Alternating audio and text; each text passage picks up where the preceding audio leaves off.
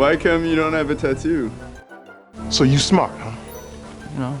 I thought your head would be bigger. Are we on base?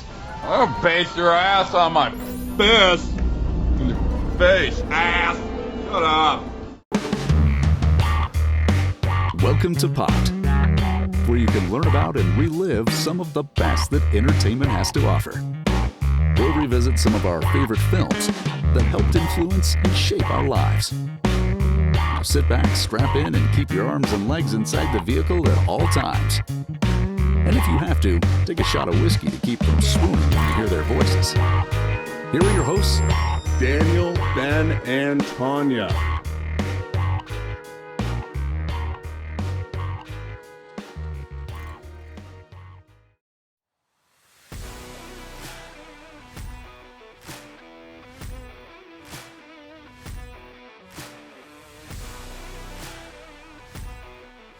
In 2006, 20th Century Studios attempted to sabotage the opening of one of its own films. It was a dystopian cautionary tale set in the future year 2505 called Idiocracy. It was directed by Mike Judge, yes, the same one who did Office Space, which we reviewed last season, and co-written by Etan Cohen. The premise of the film was its blatant anti-corporate, some might say anti-American, sentiments about the dumbing down of America through corporatism. Our main protagonist is Joe Bauer, a soldier in the U.S. Army who is decisively average. He is volunteered by the Army for a top-secret experiment along with a civilian named Rita, because they couldn't find any equally average women enlisted in the military. Corruption with the Army ranks leads to the closing of the test facility. Joe and Rita are forgotten and stay in cryogenic suspension for 500 years. Yeah. They awaken after a massive garbage avalanche. Yes, you heard me, a garbage avalanche. It sets in motion a chain of events that will alter the future forever, ever.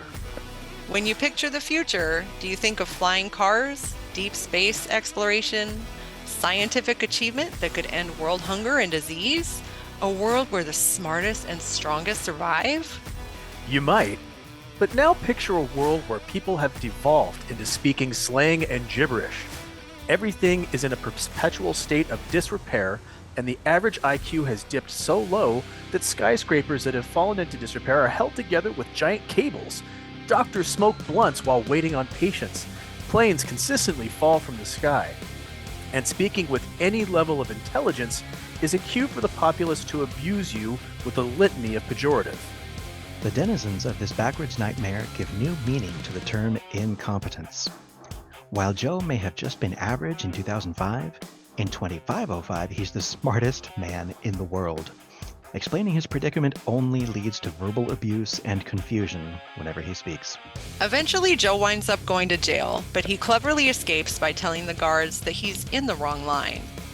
Joe seeks out his test partner Rita, who has taken to the new environment rather well, and is already hustling would-be Johns out of their cash for promises she never intends to deliver upon. But Joe and Rita do not belong here, and they need help. Enter Joe's defense lawyer, Rito, the one who argued in court against his client because his test coffin had an untimely collision in Rito's apartment while he was trying to watch an episode of Oh My Balls! Frito is won over, no, convinced, by the promise of large sums of money that Joe promises to secure in the past for his help if he takes he and Rita to a time machine where they will be able to travel to the past and hopefully warn humanity that they are destined for this dismal future unless we start to value things like science, research, reading, education, knowledge, and communication. Joe, not having an identifying tattoo, once again finds himself in trouble with the law and is recruited by the second smartest man in his time, President Dwayne Elizondo Mountain Dew Camacho, to help fix some of the problems that society is too stupid to fix. Crops are being watered with Brondo, a Gatorade-type substance that is popular because it has electrolytes. Dust storms and garbage heaps are part of the everyday landscape. Crime is punished on live television in monster truck gladiatorial fashion. Joe, Rita, and Frito have their work cut out for them. Can they save an openly hostile and ignorant human race? Will they ever get back to their own time? Will Joe ever learn that Rita is not really an artist? 20th Century Studios did not screen Idiocracy for critics and released it in only 7 cities: Los Angeles, Atlanta, Toronto, Chicago, Dallas, Houston, and Mike Judge's hometown of Austin, Texas. They expanded that to only 130 theaters instead of the normal wide release of more than 600. It is believed that Fox deliberately sabotaged Idiocracy because the film featured real corporations like Costco, Starbucks, Carl's Jr., and others, and were portrayed in a poor light. These companies had already signed on, and by the time they realized how they were portrayed, it was too late to pull out. In fact, Terry Crews, who plays President Camacho, has as much as said so.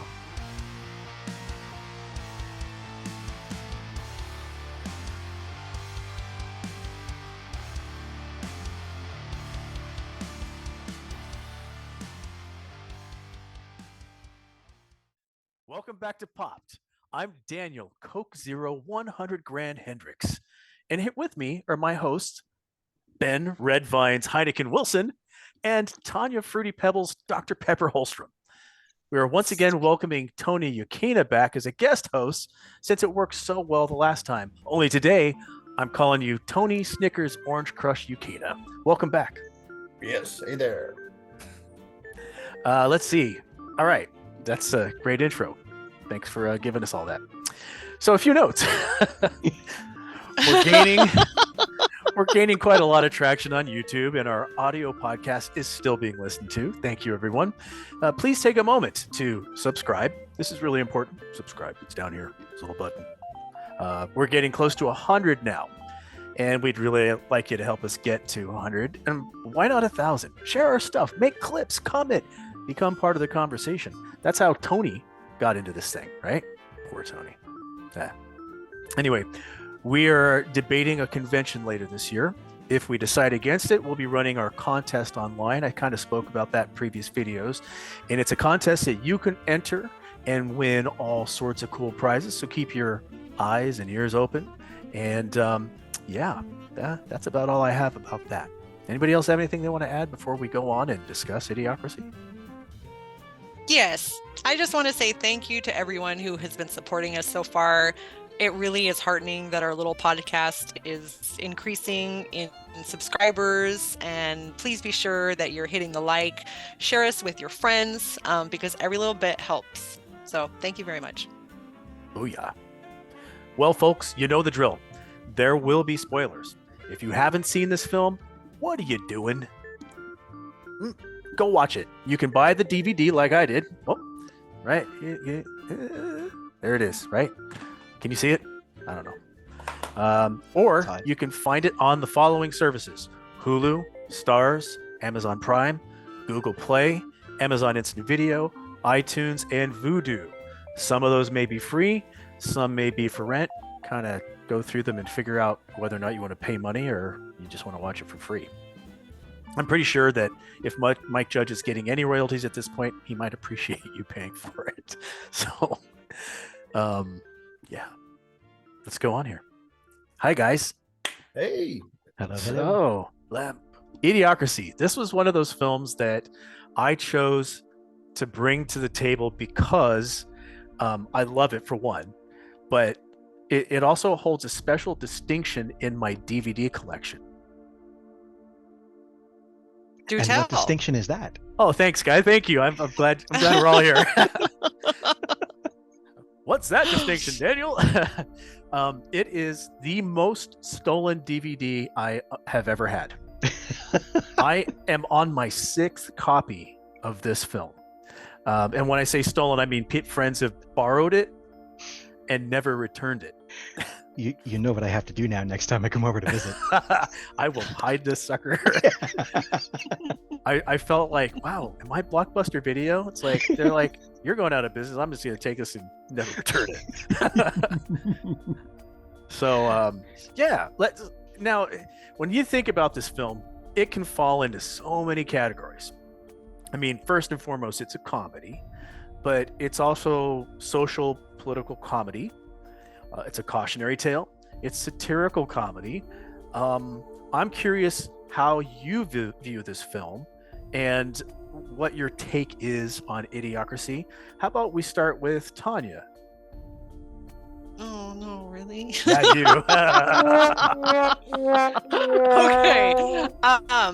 Well, this movie to me, I don't even know. I'm so schizophrenic about it because on the one hand, I love it.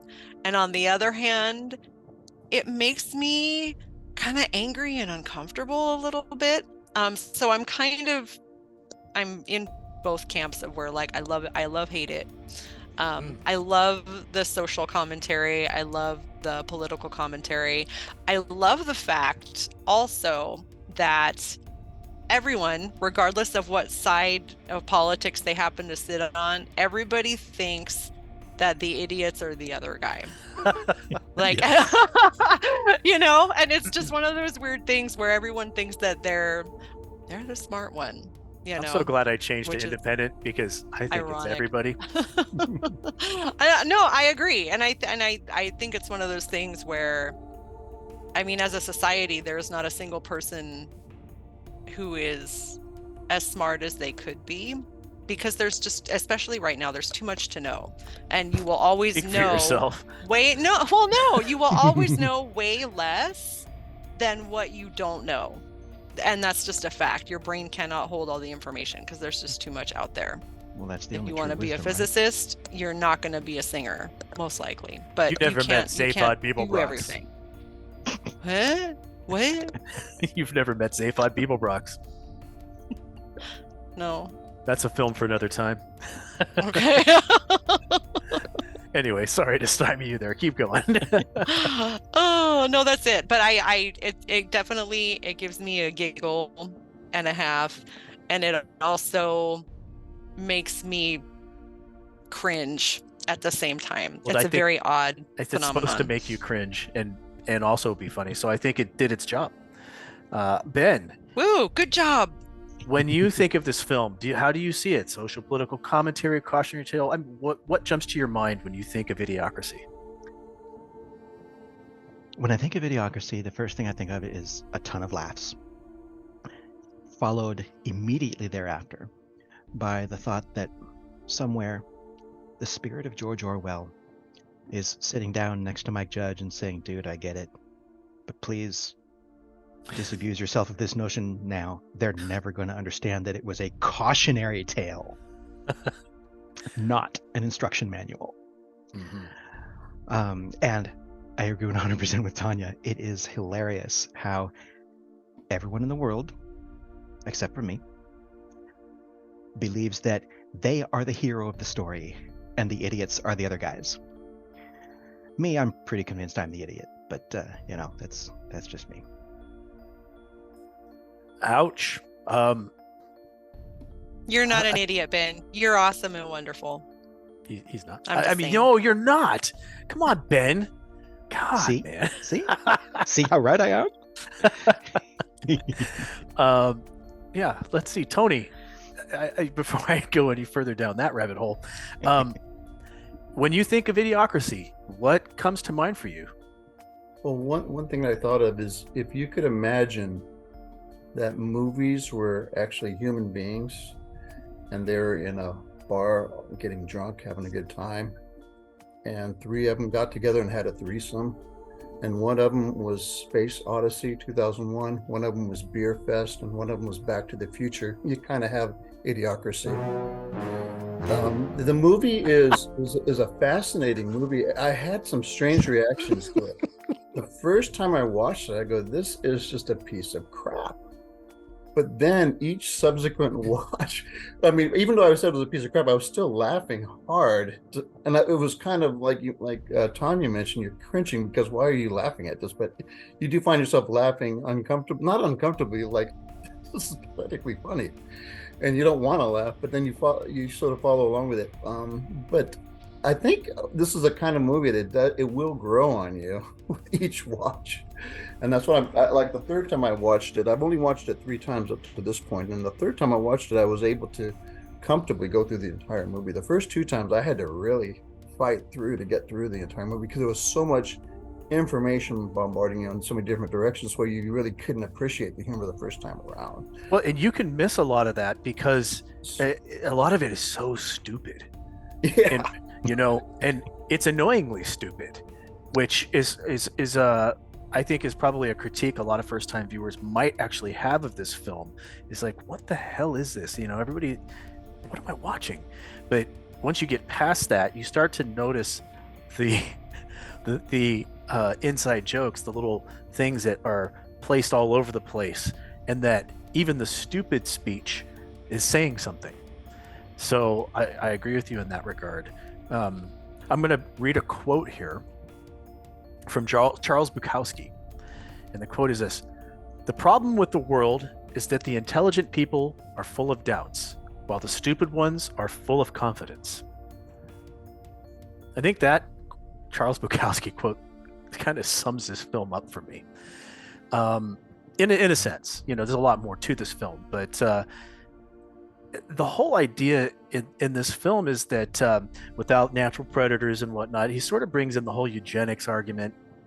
And then we go into dysgenics, where really without those predators and with all of the systems set up to sort of support the weak and the unintelligent, that they start breeding uninhibited, while the smart people, which we have an example of in the beginning of this film, are trying to find that right time to have their 2.5 kids, right? Cleavon goes on a spree.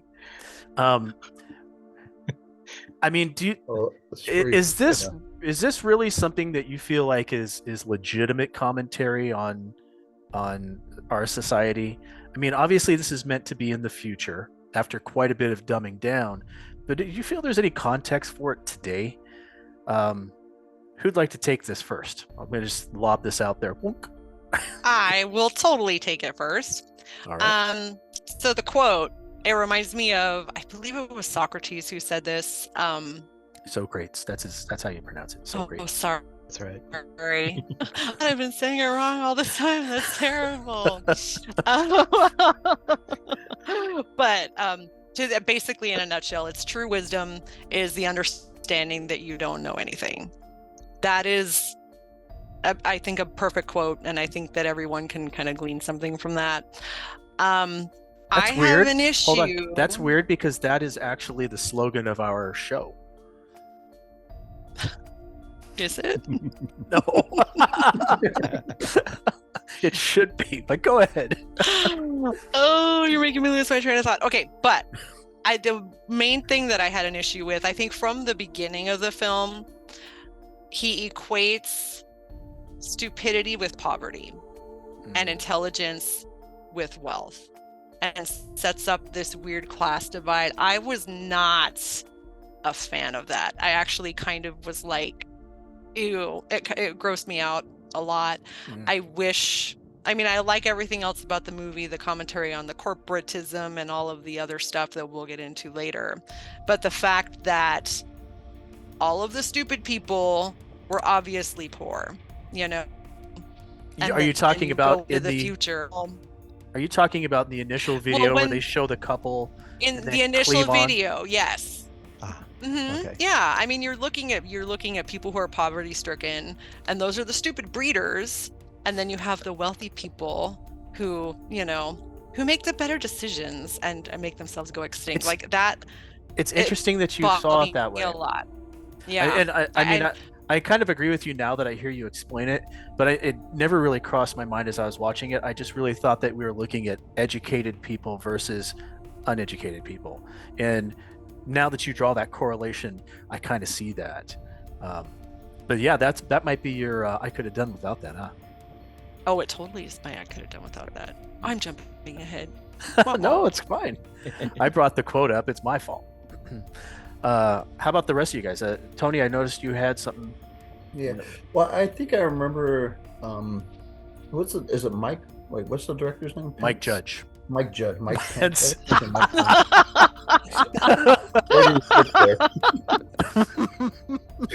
Okay, so Mike Judge, yeah. I think that I remember seeing him in an interview mentioning. I think he gave me a little more context to explain that beginning, which I thought the beginning was very powerful. And I actually liked the way it was set up. I just felt towards the end they ran out of their budget and they were just kind of just trying to figure out they didn't know how to finish writing the film that they started. But the beginning I was following really good. But I remember he made reference to, and I if you remember going 20 plus years ago, that's back when the time when we had this, where they had that TV show, You Are Not the Father. Yeah. That show, the Jerry Springer show, was really popular. Wow. I'm pretty sure it was still popular back then. Mm. And I think he must have been frustrated that was the direction that our society was taking as the mainstream, that was a mainstream program that was. And he was probably getting disturbed on some level that we were not using all this money to do something better, if we're gonna, and that we were using that to have sales revenues go up, capitalize on our stupidity, so to speak. Because it's portrayed that way in Jerry Springer shows when you see those people, on the show that are having debates like that, and various people. Love triangles, whatnot, and stuff like that. Yeah, to say the least. That makes sense. And you're right. That time period is correct for that type of television. That was very predominant back then. I remember I didn't watch it because I couldn't handle people throwing chairs at each other and, blaming each other for their unwanted pregnancies and whatnot. Ben, what's your take on that? Why do you hate the poor? I don't.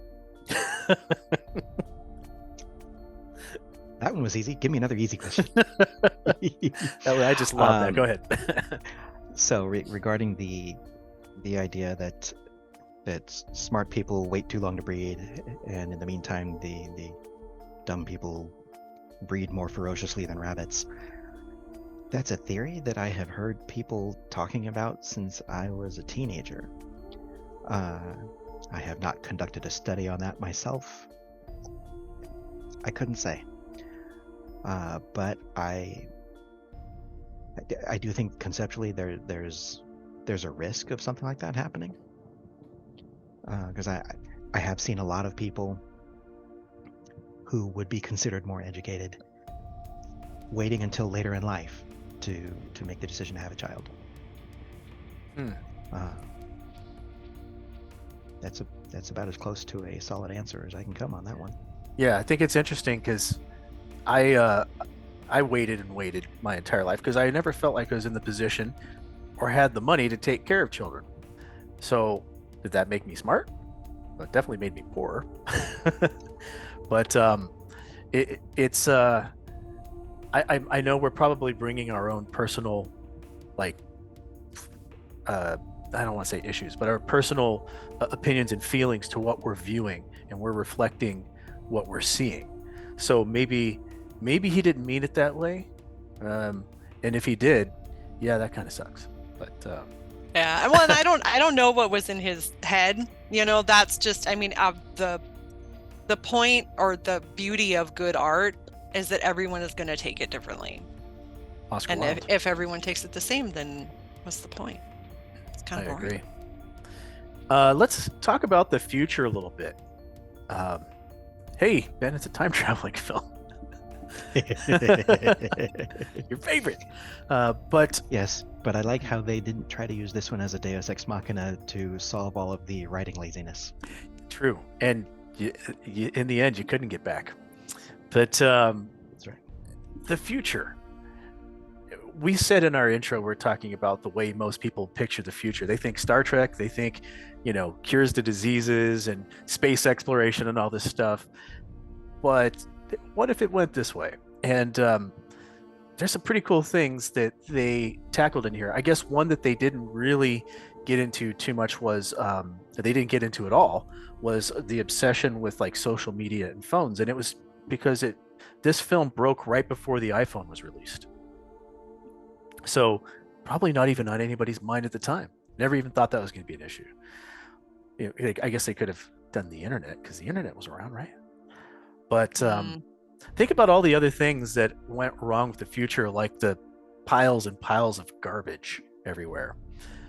garbage avalanches. I saw shades of Wall-E, by the way. I was just looking for him, driving up it was a my brother dump and I truck. totally saw that too. I actually love the imagery of that, by the way, that big pile of garbage. It was effectively striking, that's for sure. What things from that future really stuck out to you guys? Because I'm interested to hear where everybody's eyes went. What got you going, oh, that's cool? Ben's got his eyebrows raised, so I'm going to go to Tanya, because you're thinking about it right now. I can tell. Tanya, what stuck out to you in the future as like, oh, wow, yeah. How funny. But before I say that, I do want to mention the social media thing is hilarious, because Frito watching TV and he's on his easy chair toilet. Like that came true. That did, except it's a phone.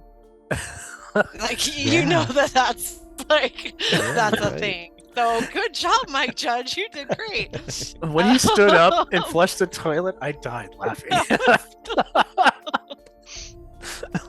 That was hilarious. I was most struck by, well, the branding everywhere. Obviously, it's like logos plastered everywhere. Logos on streets. The police had their logo shirts, and just even normal clothing it was just a logo vomit fest. And then also the fact that everything was synthetic. I don't think there was a single natural fiber piece of clothing in the entire movie. It was all like that weird shiny polyester thing happening. That was really disturbing. Yep. It was really disturbing. Is that what you said? Yes. Oh, sorry. I was being disturbed, and so I was talking really soft. But yes, it was really disturbing. Excellent. Tony, what things from the future of this film caught your eye? Kind of a disturbing sexual liberation for sure. One scene that cracks me up that I keep saying it now, and you know how you say a line you can't get out of your head, like "Go White Biden." Yeah. But it's funny how that you had this whole they're very openly discussing that stuff throughout the entire film during the entire future. That was one thing I noticed. The other thing I noticed, there was definitely the branding. There was also definitely a more, in one sense, you could argue there was a more honesty from the corporations. They were basically telling you to go screw yourself if you didn't have enough money to get those super fries or whatever they were called. Super big ass fries. Yeah, they still gave decent customer service, but they really weren't. They let you know what they thought about you. Like the knockout gas. I mean, That was great. Carl's Jr. Fuck you. I'm eating. This is going to be one hell of an editing fest, I can tell you that. With all the technical difficulties and the script issues, I am going to be pulling my hair out. So, or at least pull my hat off. Ben, Yes. when you look at the future in this film, what stuck out to you? What jumped out and made you go, oh, yeah. I'm not sure that anything made me say, oh yeah. That big right arm and the small left arm, I don't know. Wait. No, the things that stood out for me the most was how catastrophically and unsurvivably stupid everyone became. I thought it was amazing that corporations could convince the entire populace that literally salting the earth was a good thing. Yeah. In terms of that future where everything is like sort of like 1984 Brave New World, you still have all that corporate influence, but I guess more of this film, it emphasizes like the dangers of collective incompetence, and that seems to me to be very prescient. It's one of those things that stuck out to me. I don't know, you had an issue with, there was overpopulation. You had something that I'll bring up probably later on that bugged me, but it was a demonstration of the sort of abusive language people took on, this gibberish they spoke, and that if you spoke with any intelligence whatsoever, you were going to be harangued. That happens today. Well, harangued and also physically beaten. Yeah, it's very isolated today, but I mean, I see shades of that even in our House of Representatives, and I'm not going to name names, but we have people that don't know the first thing about what they're doing in there, and they cause scenes on the floor. God, this movie gets me when I see that, and I think, well, that's happening right now. Is there anything that you saw in this film that supposedly is going to be in the future that is taking place right now? Anybody want to jump in? The spectacle of the House of Representing. Yeah. And how everybody seems to get placed into their office by winning some form or another of gladiatorial contest. Cool. Tanya, how about you?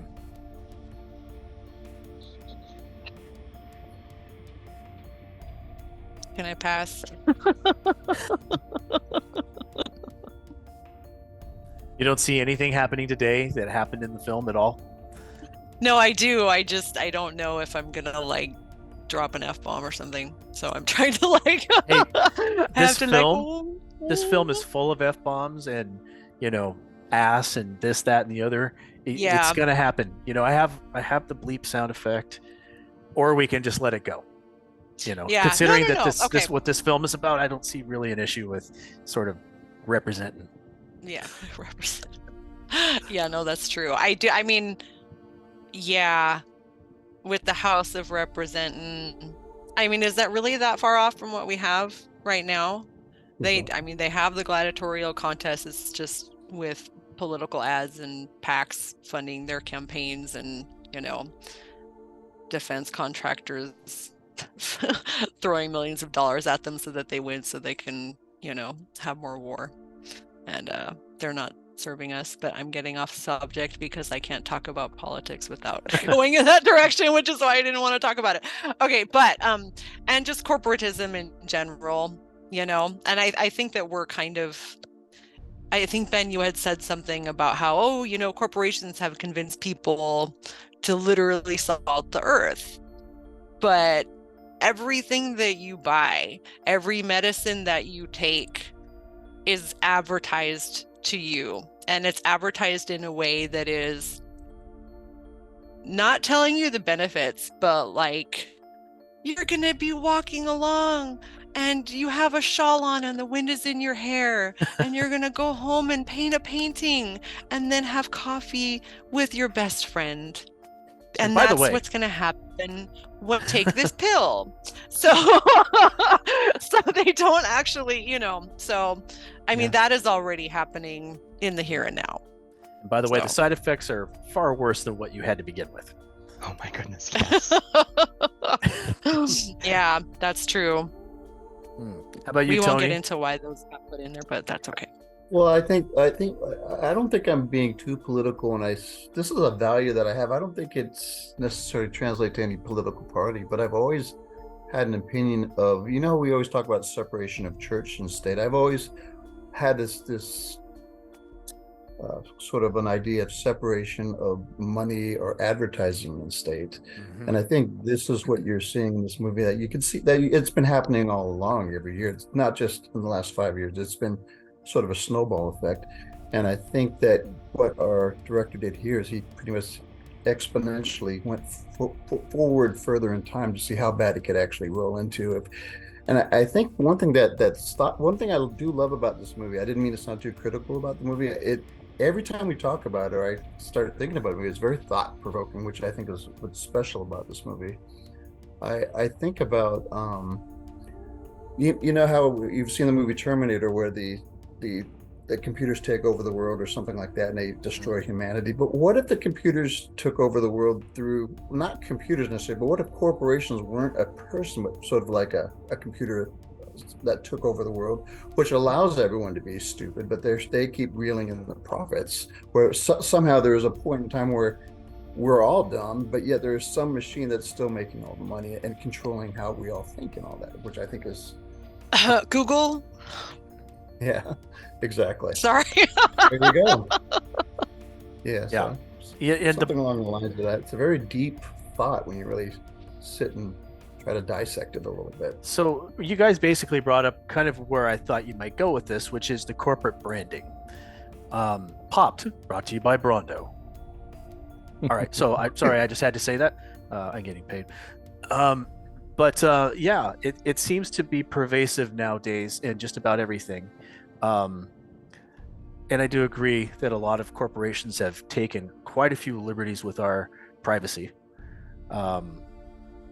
It's just that is a very poignant and important thing that is going on in this film. It's something else that we should be very aware of.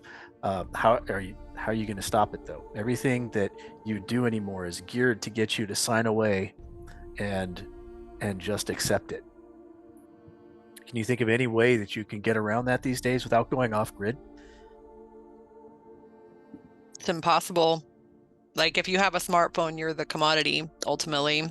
You know, if you're watching YouTube, you're the commodity. Hi guys. So please, everyone, keep watching us on YouTube. Right. I watch too. I like it. I really do. We don't have I watch tattoos a on our lot. wrists. We don't have the tattoos on our wrists, but we do have cell phones, which you can be tracked with a cell phone. You can be identified with your cell phone. In fact, they're tying everything into your cell phone anymore. You want to open the door. Actually, I just noticed this. I was looking at cars online. I was looking at I don't remember which one it was. I don't think it was the Honda, but I know it was one of the cars. And they show somebody opening the door to their car with their phone and starting their car with their phone. Oh, goody. Yeah. You could start your car remotely from your house with your phone. So New everything and fun is ways tuned for someone in, to steal my car. right? And the Alexa in our house, you can tie it in through your phone. I can play music through it, and everything that you want to do is now done through this one device, which is a really important point. It's interesting that it's not really tied into this film because they didn't have the technology yet at the time. But I think the same themes carry through. Yeah, for sure. What do you think about that- barcodes? Oh, barcodes. The first thing that comes to mind is obviously, well, not obviously, but that was that futuristic one, Logan's Run. That's the first thing that came to mind for some reason. I thought about that. But yeah, I think apathy is another thing too, which I guess,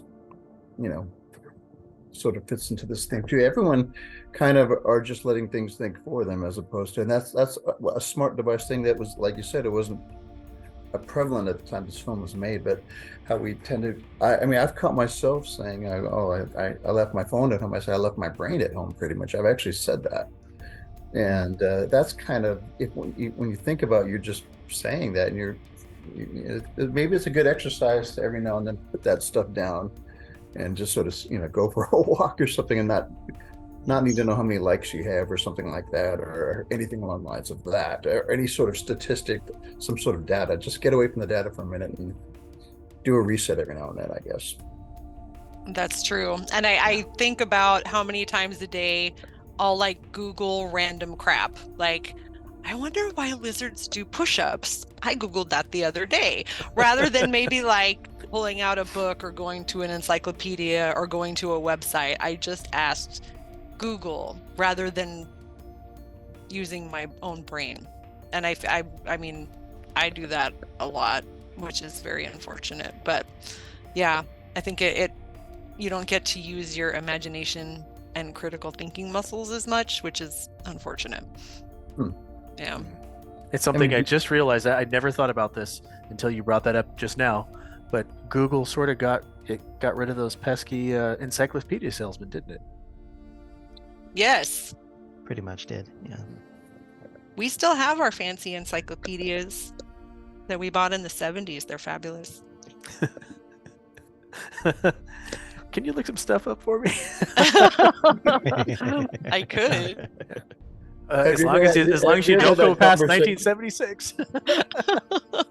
Have you ever had that conversation where you're with somebody and you're like, oh, that one movie by what the heck is his name? I know it. And you're like, I do not want to hit this. I gotta know. And then you finally just get it. And I'm like, oh, yeah. Well, my big thing is when I watch or like, all the what shows. have you been in? When I watch shows, I'm like, wait, I know this person. I will always try to think of who they are first and try to draw the correlation, or what do I know them from. I'm usually pretty good at it, but eventually at some point I have to break down and I'm like, okay, I'm looking it up. I think I had a aha moment here. Could this movie be predicting the second wave of the Dark Ages, except it's the social Dark Ages, perhaps? Interesting thought. I hope not. The Dark Ages is one thing that came through my mind when I saw this movie. Is that, you know how the Roman Empire were civilized and suddenly there was this big rut? Could that be the next thing? Thing coming? I mean, you've got a lot of similar themes. You've got like the lowbrow humor, and the lowbrow pop culture. You got a movie called Ass. Where was I going with that? Oh, the one thing I think that they didn't tackle. And maybe this is because of budget. I know that they had strict budgetary concerns with this film, but music. I was thinking that music is already pretty banal. If you listen to pop music right now, you got a guy singing the same cadence and the same phrase over and over and over and over again, maybe changing a couple words, and then the change is he goes down one note on the last cadence. What? This is not music. I don't know what the hell that is. But I'm surprised they didn't really hit music. It might have been one topic too many for this film, I guess, because they did throw in everything but the kitchen sink in a sense. Yeah, that's exactly what's for sure. Yeah, one of the things I really enjoyed in the beginning of the film was the doctor, right? So the doctor comes in, he's got this massive blunt, and he's sitting there, and I mean, it's the dude from the Apple commercials too, which is even funnier. But obviously Joe doesn't have the barcode on his arm, and I wrote down the quote here because I love the sentence. Whycome you have no tattoo? Yes. And I think that was the first moment as it was going on. That was the first moment where I really laughed out loud as I'm watching. Whycome you have no tattoo? What about the one where he's supersized with his feelings? What part was that? Instead of saying I sympathize for how you're feeling, he goes, I supersize for how you're feeling. He actually said that at one point, which I thought was hilarious. Yeah.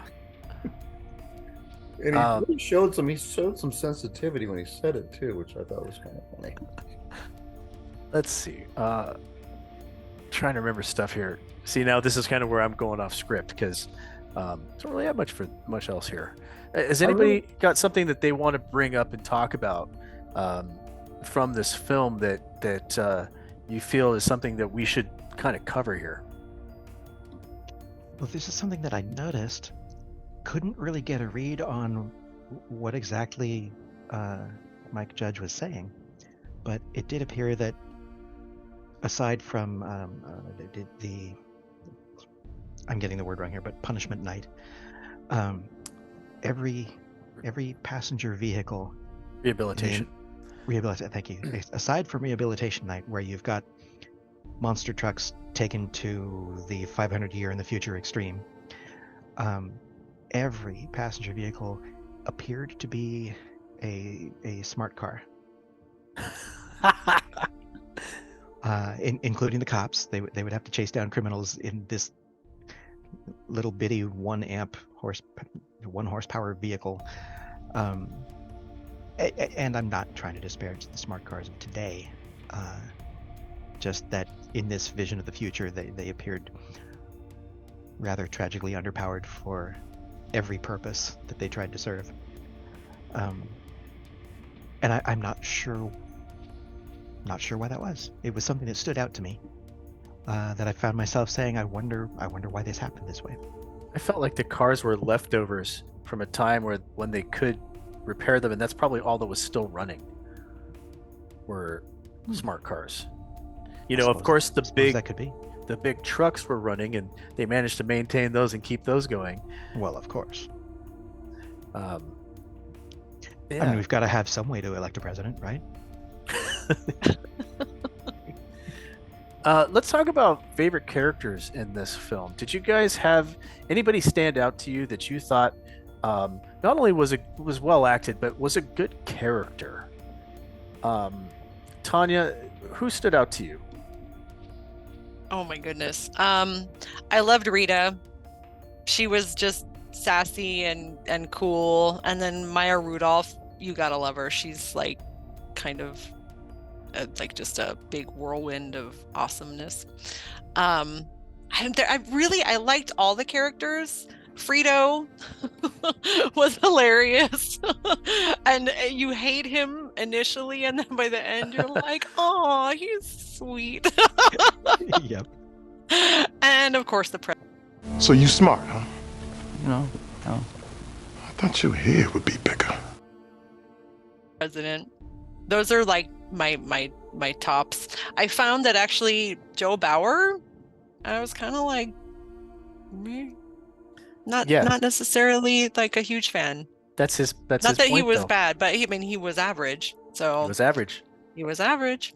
Gee, for the smartest guy in the world, you should really do some dumb things. Yeah. Which is, when you're average, of course. We're not perfect. Indeed. Joe is neither perfect nor he is imperfect. Anyway, Ben, favorite character, somebody that stuck out to you. The one who stuck out to me by entertaining me the most was President Camacho. However, as caricatured as he was, it still came through to me a little bit that with the cognitive abilities that he had, he actually was sincerely trying to do the right thing for the people. Yeah. It's just that he had all of the education that was typical for the time being depicted. But he seemed to be sincere in his efforts. Just so very. He amused me in several ways.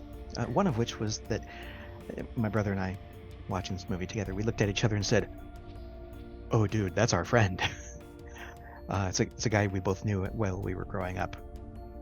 You guys knew Terry Crews? No, not Terry Crews, but someone who had, at the time, very similar kinds of reactions to just about everything. Yeah. You got to give the president some credit here, because I guess he and the people in this film were a little bit smarter than us, because they found the smartest man in the world and they put him in charge. We haven't managed to do that. And Tony. So there's a couple of crews. Well, I had a soft spot for the woman with the IQ of 143. Got her eggs incubating. She was kind of a sweetie. The other character, for some reason, the one I thought that was the funniest was in his brief appearance in the beginning, is that Officer Collins. Was it Officer Collins? I always forget. There's so many different characters. There's just, when he was given that presentation, just some of the facial expressions he had, I thought were really funny. Like when they told him to get cut with the details, he had this look like a goose that got offended or something, like got his feelings hurt or something. It just looked really funny. His facial expressions, I thought, were hilarious. He had a lot of pictures to share, and he got cut off. In and of itself was pretty funny too. Yeah. Hey, it's good to be enthusiastic about your work. Okay. Yeah, I got to go with Frito. He was charming and annoying at the same time.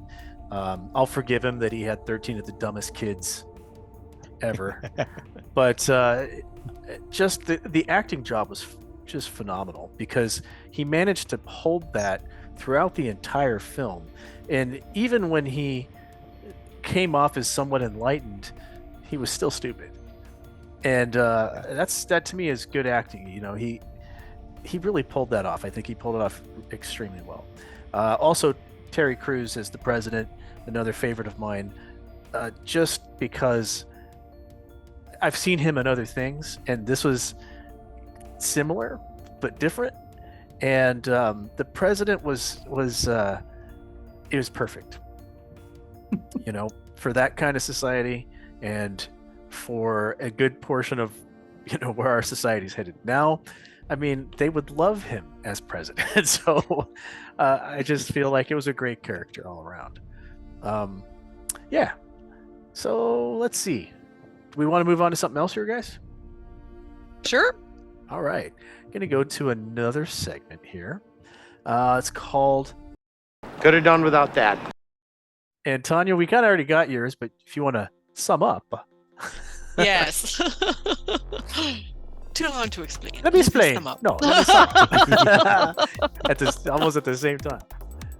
All right. So I've already said it in the beginning, but the fact that he equates, in my mind, or it appears to be equating stupidity with poverty, or poverty with stupidity, just rubbed me the wrong way. And even sort of when you look into the future and what stupidity has wrought, it's junk food, it's synthetic fabric, all of things that people in poverty turn to, not because they love it, but because it's all that they have the resources to afford. That's what they sell at Walmart. It just rubbed me the wrong way. It made me bristle just a little bit. Gotcha. Yeah, but otherwise I loved it.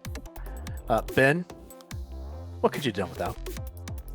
Well, for me, it isn't something that I had an artistic problem with the film so much as something that hits me really hard, makes me feel pretty, sad every time I see it, is when I see a society that has lost its ability to repair.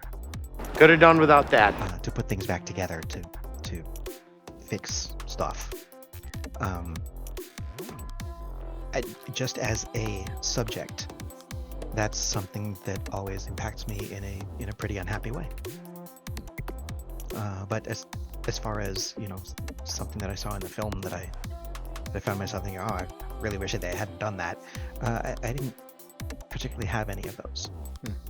All right, Tony, what could you have done without?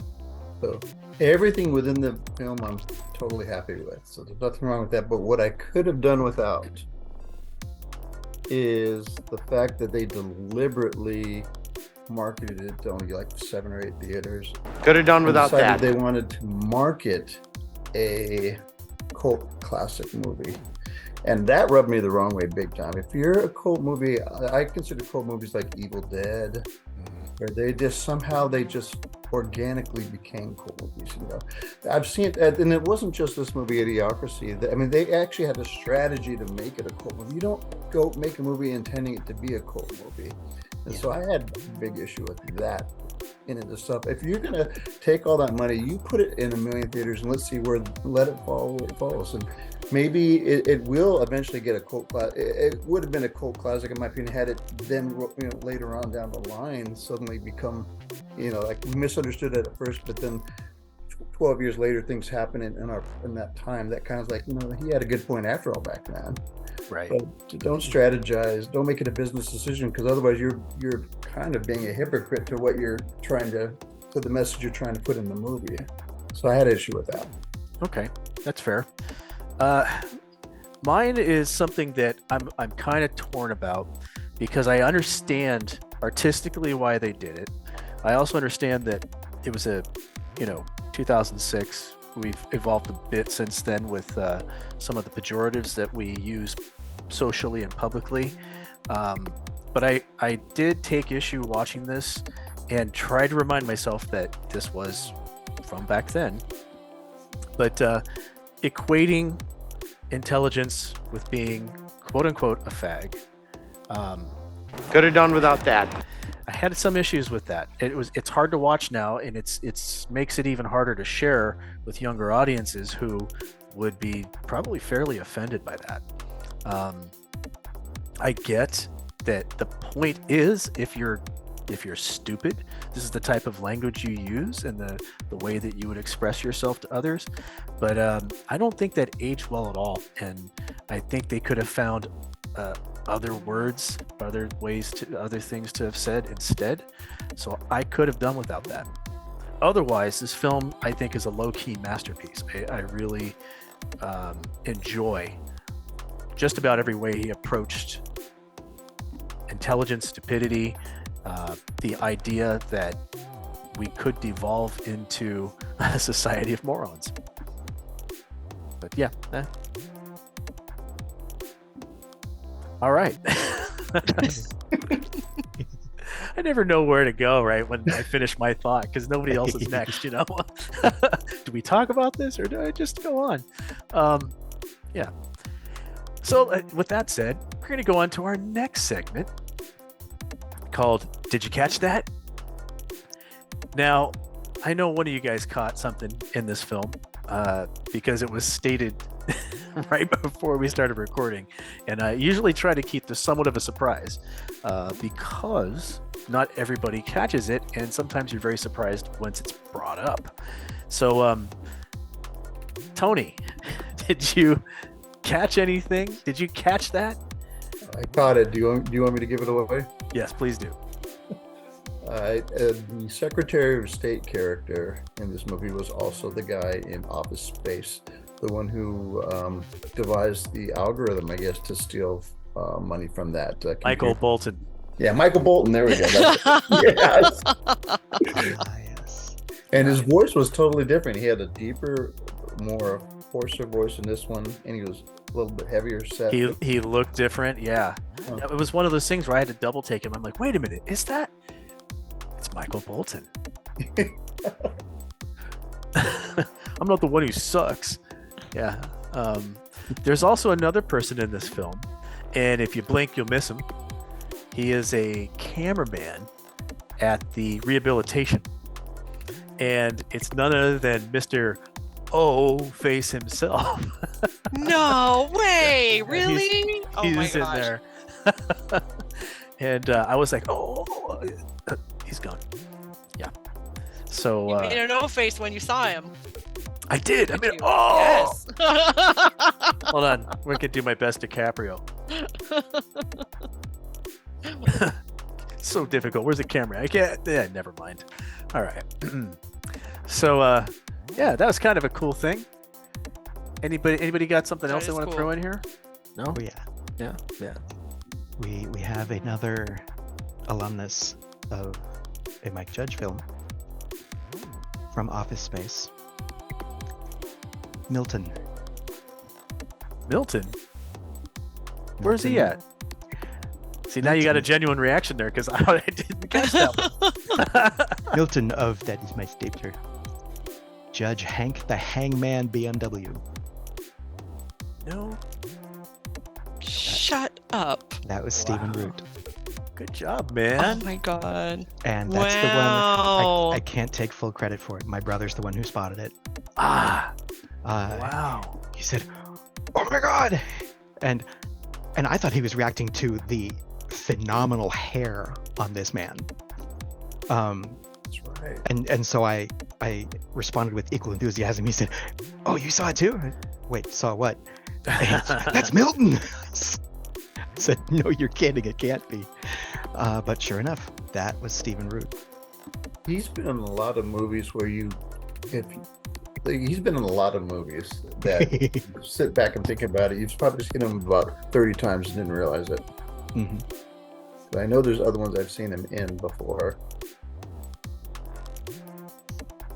So he's been in a lot of things, definitely. We didn't cover Stephen Root. We didn't do him before, right? No. We did. We did. Lundberg. Yes, Can't think. that's of it. right. We did. Gary Cole. Yeah. I remember I saw him like in The Fugitive. There was one scene, a very brief scene in The Fugitive where Harrison Ford, the doctor, is being questioned by the cops that he murdered his wife, and he's like putting him in a corner, like making him realize that he's the main guy they're focusing on. He was one of those two interrogators. That's where I remember seeing him. Oh, wow. Nice. Good catch. I would not have caught that. You know, I brought up how we had I talked didn't about go to Gary. my smart device to figure that out too. Yes. So I brought up that we had done Gary Cole as one of our I know that dude. Well, guess what? We have another segment called I know that, dude. And today our subject is Terry Crews. Does anybody have any recollection of Terry Crews before this film or after this film? Anyone want to jump in? The Expendables. Honestly, that's probably the thing that I associate him with the most. Fair enough. Those are movies like Battleship, and I'm going to wink, wink, nudge, nudge, that are so bad that they're good. I'm just saying. But yes, that's what I remember him from mostly. But he's been in a ton of stuff. Mm-hmm. And we do this segment, folks, so that you don't have to Google him. Yes, you're welcome. The irony is that I do Google this stuff, so. Well, but you Googled it so they don't have to. Look at Yeah. you, taking one for the team. Yeah. Ben, where did you know Terry Crews from, or did you know Terry Crews before Idiocracy? It took me a while to figure out why I had heard the name before. And I will admit I did run to a thinking device because it brains good. And It's got electrolytes. Yes. And then I realized where I had actually seen him before and remembered seeing him from. He's been in a ton of things that I have heard about and had recommended to me and not ultimately seen because there are a bazillion and a half movies out there. But what I do remember him from is a series of Old Spice commercials. Yes. From I forget how long ago, 10-ish years, maybe more. But those on the list that I saw, including the Expendables, those Old Spice commercials are the only things that I can remember actually seeing. Fair enough.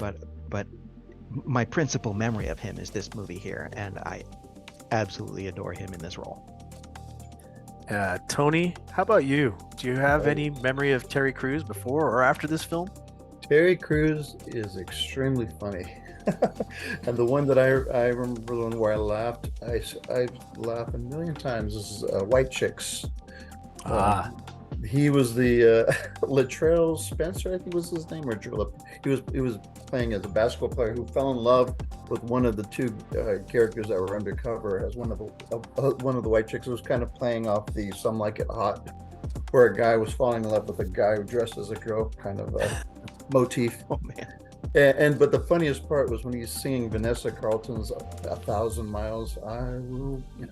You hear him in his low voice, actually. They're saying, "That's my favorite song." I don't know. I continue to laugh extremely hard every time I see that song.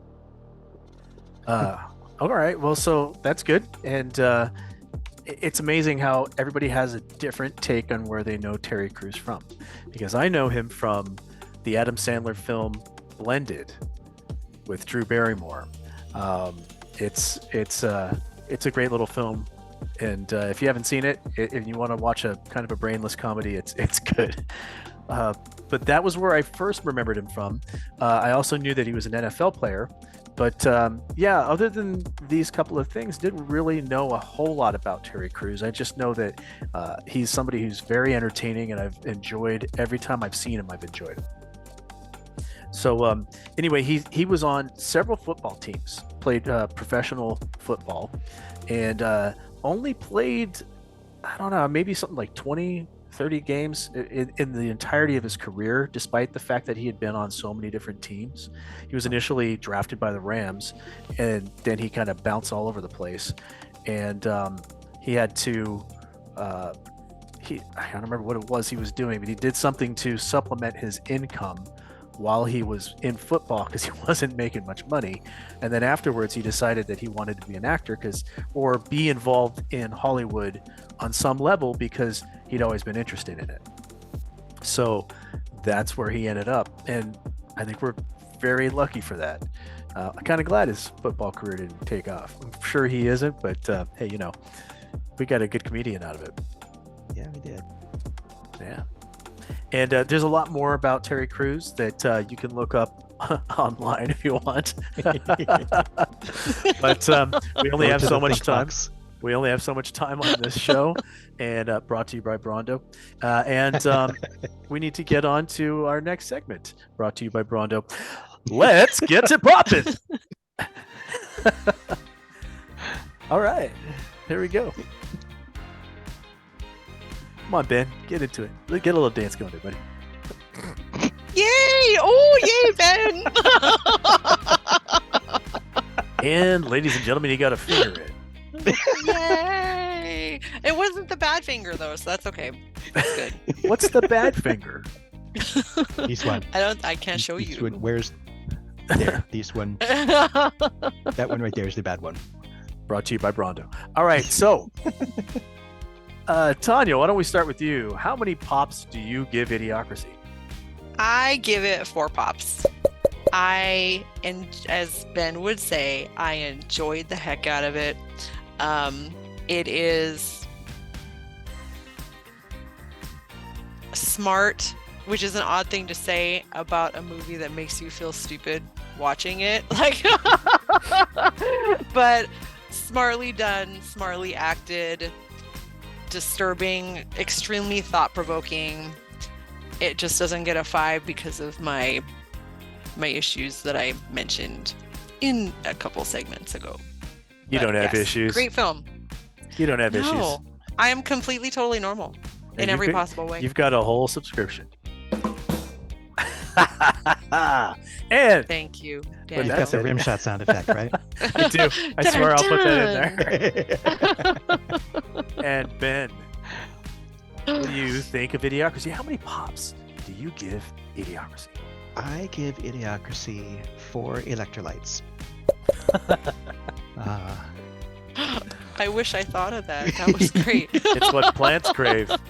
That's right. And you certainly feel like a plant at the end of this film. So, I enjoy the movie. I love watching it to laugh. Like I said, my own hang up with seeing a society that's lost its ability to repair anything is a little hard to watch sometimes. But I still really enjoy the film and recommend anyone to check it out because, oh my gosh, the comedy in it is all over the place. It's great. And I had another thought, but the effects of the last couple weeks are really catching up with me right now. Too many electrolytes. So too many electrolytes, indeed. So there we go. 4 pops.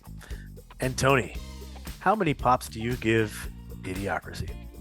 I think Ben makes an interesting point where when you see society, the futility, going the wrong direction.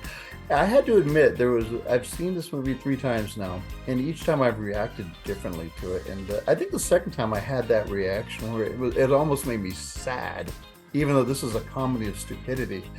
And I think the third time I watched it, I was just laughing my ass off. Like even at the point that I thought it was sad.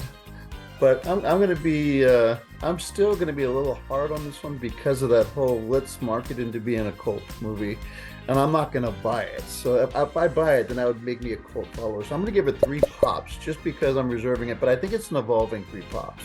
I went from 1, and I think I was about 2, and now I'm at 3. I watched it at 2:00 in the morning. Was able to stay awake till 3:30 in the morning to watch the whole thing. So there's hope for this movie, I think. So maybe, who knows, maybe I will call it a cult movie a little bit, but I'm just playing hard to get. Right? I did remember the thought that I lost.